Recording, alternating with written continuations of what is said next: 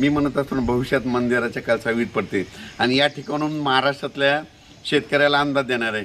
आज आहे 15 जून 2025। राज्यामध्ये आज 15, 16, 17, 18 दररोज वेगवेगळ्या भागात सरी येणार आहेत, म्हणून हा अंदाज लक्षात घ्यायचा। राज्यातल्या सर्व शेतकऱ्याला सांगू इच्छितो की ज्यांच्या जमिनीमध्ये ओल आहे, तुम्ही काय करा की जमिनीत पेरणीची तयारी करा। जमिनीत 1 फूट असेल तर तुम्ही पेरणीची तयारी करू शकता, म्हणून हे अंदाज लक्षात घ्यायचा। पण राज्यात सांगायचं झालं तर दररोजच वेगवेगळ्या भागात पाऊस चालू राहणार आहे, म्हणून हे अंदाज लक्षात घ्यायचा। सरी चालू राहणार आहेत, म्हणून सर्व शेतकऱ्यांनी सर्वदूर एखाद्या पाऊस पडणार नाही, पण भाग बदलत बऱ्याच ठिकाणी पाऊस चालूच राहणार आहे, म्हणून हा अंदाज लक्षात घ्यायचा। पूर्व विदर्भ, पश्चिम विदर्भ, दक्षिण महाराष्ट्र, उत्तर महाराष्ट्र, कोकणपट्टी, खानदेश, मराठवाडा या सगळ्या भागामध्ये वेगवेगळ्या भागामध्ये दररोजच पाऊस आहे।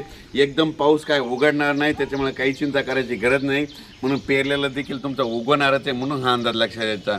आणि योगायोगानं आज मी नगरला जात असताना की मी काल लगेच याला बातमीमध्ये बघितलं की वांजोळ्या या ठिकाणी कळसा वीज पडली, तर मुद्दामून या ठिकाणी भेट द्यायला आलं आणि पाहू शकता हे वीज अशी पडली त्या कळसाचा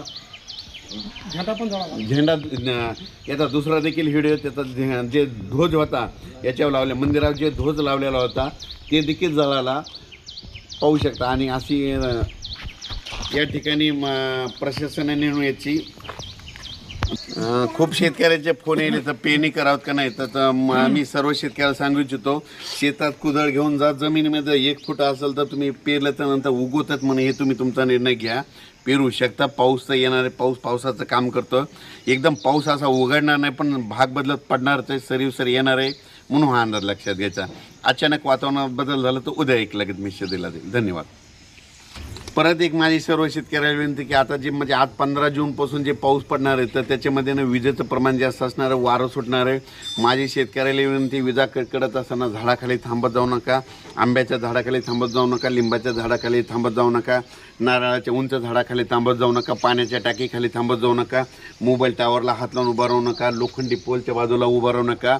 या भागावर जास्त विजा चमकत्यात आणि पडतात देखील, म्हणून माझी सगळ्याला विनंती, विजा कडकडायला लागल्या आपला जो मजूर आहे, आपला जो कामगार आहे, त्यांना म्हणायचं सरळ घरी जा आणि स्वतःचा जीव वाचव, असं करून तुम्ही तुमचं विजेपासून संरक्षण करायचं।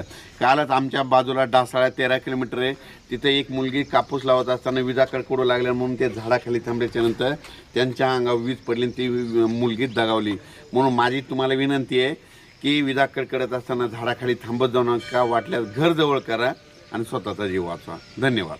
आणि आणखीन एक महत्त्वाचं सांगतो की 15 मे ते 30 मे दरम्यान समजा हे वांजोळ गाव आहे, याच्या बाजूला मंठा आहे बघा, तर वांजोळ्याला पाऊस पडला 15 मे ते 30 मे दरम्यान पुनर्वसन, आणि तिकडे जर नाही पडला तर येणाऱ्या पावसाळ्यामध्ये इथं दररोज येतं आहे पण त्या गावाला जातच नाही, अशी परिस्थिती दरवर्षी होते। म्हणून तुम्ही तुमचं लक्षात घ्यायचं, 15 मे ते 30 मे दरम्यान तुमच्या बाजूच्या गावाला जास्त पाऊस पडला ना त्या गावाला जास्तच पडणार, आणि तुमच्या गावाला कमी पडला की तुम्हाला दरवेळेस सोडून देणार, म्हणून हे लक्षात घ्यायचं। मग तुम्हाला फक्त मोजकात पाऊस पडतो, मग तुम्हाला पाऊस कधी येणार तर तुम्हाला 20 सप्टेंबर नंतर जास्त पाऊस पडतो, भाग बदलून पाऊस आल्याच्या नंतर, म्हणून हे लक्षात घ्यायचं।